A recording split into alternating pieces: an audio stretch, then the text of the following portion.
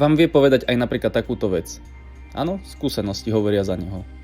Vydrž pol roka. Vydržal som pol roka a po pol roku som sa začal cítiť istejší na tom lane. Rýchly dodatok k tejto veci. Ak máte už takéhoto človeka v tom vašom strachu, dajte preč svoje ego.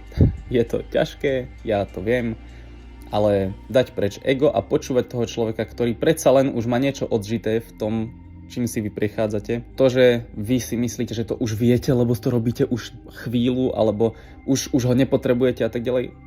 Dajte to preč a počúvajte ho. Pomôže vám to a bude to rýchlejší proces v prekonaní toho, čoho sa bojíte. Príklad, bojím sa testu v škole, bojím sa skúšky.